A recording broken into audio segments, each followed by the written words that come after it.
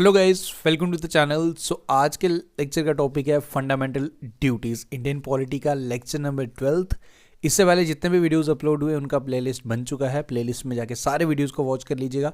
From A to Z Indian polity हम cover कर रहे हैं। नॉट ओनली इंडियन पॉलिटी, हम इसके बाद हिस्ट्री स्टार्ट करेंगे, जियोग्राफी स्टार्ट करेंगे, इकोनॉमिक्स स्टार्ट करेंगे, जनरल साइंस स्टार्ट करेंगे, कंप्यूटर सेक्शन भी आपका कवर किया जाएगा।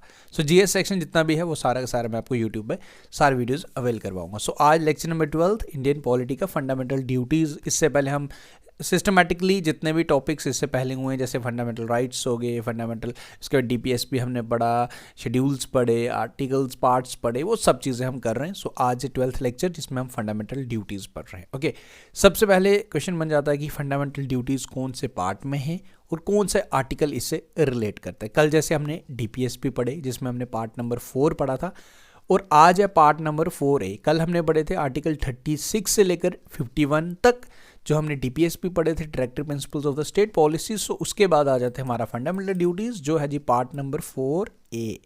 This is part number 4A and इसके रिलेटेड जो आर्टिकल आपने याद रखना है वो है आर्टिकल 51A। डेट्स ऑल, एक ही आर्टिकल याद रखना है, और पार्ट 4A और आर्टिकल 51A जो डील करता है फंडामेंटल ड्यूटीज़। तो हमें बताता है कि हमारी फंडामेंटल ड्यूटीज़ क्या हैं जी, क्या ड्यूटीज़ हैं हमारी, किसके तहत हमें कुछ चीज़ें करनी हैं, कैसे हमें करना है, वो सब चीज़ें हम इस टॉपिक में करेंगे।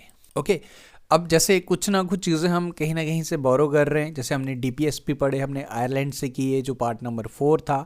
पार्ट 3 हमने जिसमें हमने फंडामेंटल राइट्स पढ़े, जो हमने इंस्पायर होके यूएसए से लिए।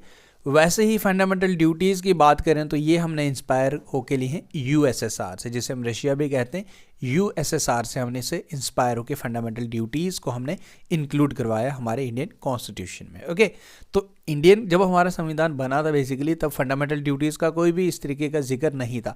बट अमेंडमेंट जो 42nd अमेंडमेंट 1976 का था, बहुत बड़ा अमेंडमेंट था, इसमें काफ़ी चीज़ें ऐड की गई थी। It's called a mini constitution.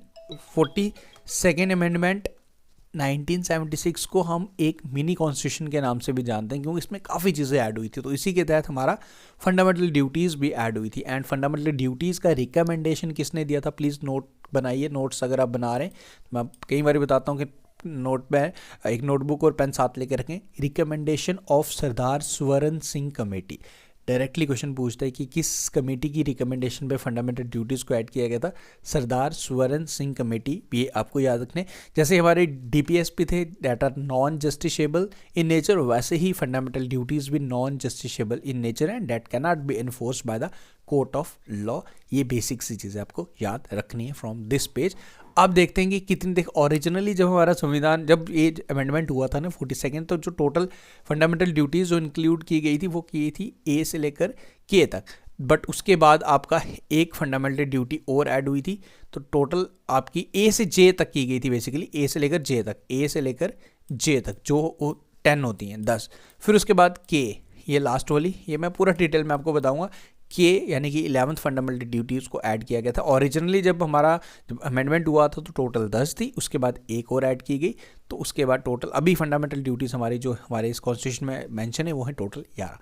अब देखते हैं इसमें क्या क्या है। कई बार क्वेश्चन एग्जाम में पूछ देता है कि बताओ कि इसमें से ये क्या हमारी फंडामेंटल ड्यूटी है या नहीं। एक बार आपने 11 की 11 ड्यूटीज़ का आपको पता होना चाहिए।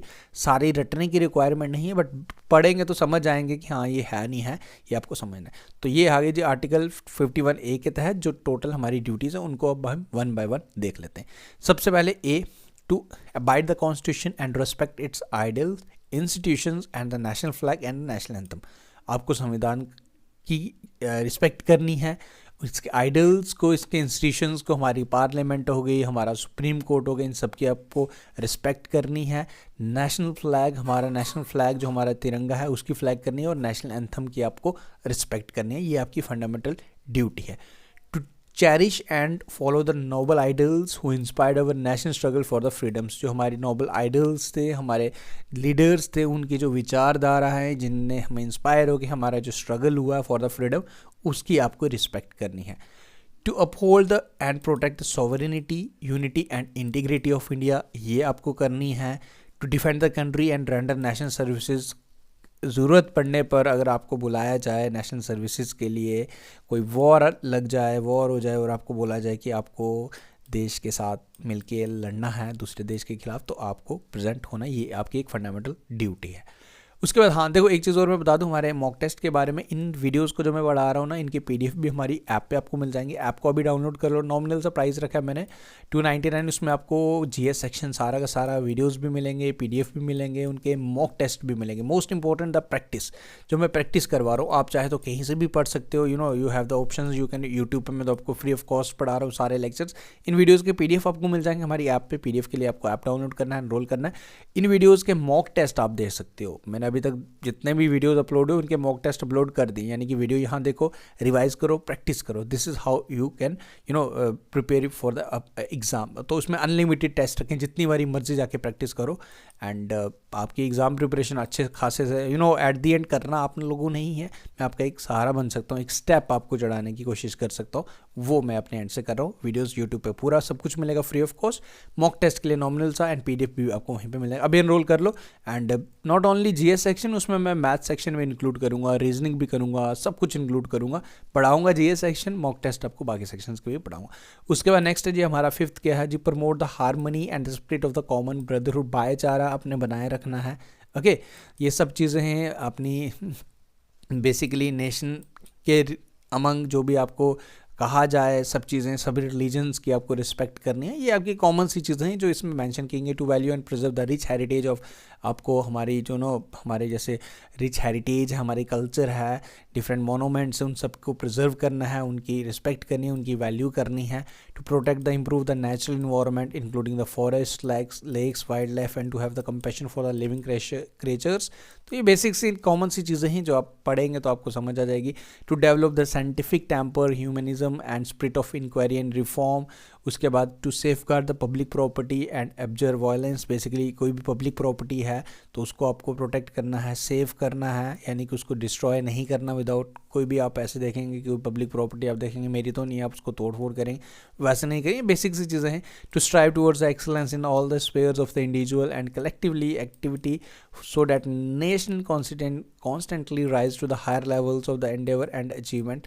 यानी कि एक्सीलेंस में अपना योगदान देना है, कलेक्टिव एक्टिविटी, नेशन जिससे हमारा राइज हो, अच्छे लेवल तक हम अचीव करें। ये सब चीज़ें हैं, आपको इसमें अपना योगदान देना है। यानी कि पॉजिटिव गाइडलाइंस हैं जो आपको अपने देश के प्रति करनी है। और जो लास्ट में ऐड हुआ था, ये 11th वाला जो हमारी फंडामेंटल ड्यूटी ऐड हुई थी कि who is a parent or guardian to provide the opportunities for education for his child or at the case they may be इसमें बेसिकली 6 से लेकर 14 साल तक आपको एजुकेशन प्रोवाइड करनी है। अब ये एक फंडामेंटल ड्यूटी है ना, इसे एक फंडामेंटल राइट भी बना दिया गया। जैसे मैंने आपको बताया था, यहाँ अगर आप देखेंगे complementary nature of fundamental right and fundamental duties की बात करें, इसमें को रिलेशन है आर्टिकल 21(1) का और 51(a) के था, जो के वाला है, के में जिसमें एजुकेशन की बात करता है।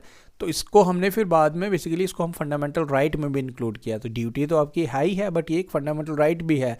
एक बच्चे का एक बेसिक एजुकेशन मिल पाना उसका फंडामेंटल राइट भी है। अगर आप उसको नहीं मिलेगी, वो अपने फंडामेंटल राइट के लिए लड़ सकता है कि उसको बेसिक एजुकेशन मिलनी चाहिए बच्चे को 6 से 14 साल तक। तो नाउ ये बेसिकली इसका एक और रिलेशन है between fundamental right and fundamental duty, जो आर्टिकल 51(a) के पार्ट है। जो ये चीज़ आप समझ के, जो आर्टिकल 21(e) के तहत भी आ गया है। ओके, तो ये बेसिक सी चीज़ें हैं, इसमें कुछ इतना स्ट्रेस मत लो, आराम से आप इजीली कर पाएंगे। इसके आर्टिकल याद रखना है, एक बारी इसे बेसिकली सारे जो हमारे फंडामेंटल ड्यूटीज़ हैं उनको एक बारी अच्छे से थॉरली पढ़ो और चीज़ें आप इजीली आप कर पाएंगे। बाकी इसमें फीचर्स इसके क्या हैं, बस वही चीज़ें हैं जो मैंने आपको बताया। मॉरल एंड सिविक ड्यूटीज़ हैं हमारे इंडियन ट्रेडिशन की, rooted in Indian tradition. The fundamental duties are deprived from the values deeply embedded in the Indian tradition, mythology, religion. ये सब चीज़ें बेसिकली हमारी हमारी कल्चर से रिलेटेड है, हमारी आस्था, हमारे ट्रेडिशन से रिलेटेड हैं, जो हमें फॉलो करनी है। Okay, applicable to the citizens, जितने भी हमारे सिटीजन्स हैं उनके लिए एप्लीकेबल है फंडामेंटल राइट्स जैसे, और फंडामेंटल ड्यूटीज़ भी उनके लिए एप्लीकेबल हैं जितने भी हमारे सिटीजन्स हैं। ओके, नॉन जस्टिसेबल हैं, ये मैं ऑलरेडी आपको बता चुका हूँ, जैसे हमारे DPSP हैं। ओके, कंप्लीमेंट्री नेचर मैं आपको इसका ऑलरेडी बता चुका हूँ। तो ये बेसिक सा छोटा सा ईजी सा टॉपिक है, इसमें कुछ ज़्यादा इतना है नहीं है कि आप इसमें ज़्यादा स्ट्रेस लें। बाकी इनकी प्रैक्टिस आप कर सकते हैं, एंड ताकि आपको आपको इसमें आप इसकी प्रैक्टिस करें ताकि, और एक चीज़ और, जो 11th ड्यूटी थी इसमें ऐड ऑन कर लो, नोट्स बना लो। जो अमेंडमेंट हुआ था, जैसे मैंने आपको बताया था कि जब 42nd अमेंडमेंट 1976 में तो 10 थे, जो 11th वाला कब ऐड हुआ था, वो 11th ड्यूटी जो मैंने आपको बताई जे वाली, एडिड इन 86th अमेंडमेंट 2002। ये नोट्स बना लो कि जो एजुकेशन वाली थी, 6 से लेकर 14 साल तक कंपलसरी एजुकेशन, 86 अमेंडमेंट 2002 में ऐड की गई थी, ये आप याद रखें।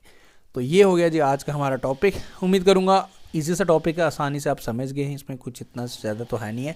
बाकी अब कल हम यूनियन स्टार्ट करेंगे, पार्ट 5 स्टार्ट करेंगे, जिसमें हम आपका प्रेसिडेंट स्टार्ट करेंगे, vice president, then lot of things अब इंटरेस्टिंग आने वाली, और चीज़ें इंटरेस्टिंग आएंगी।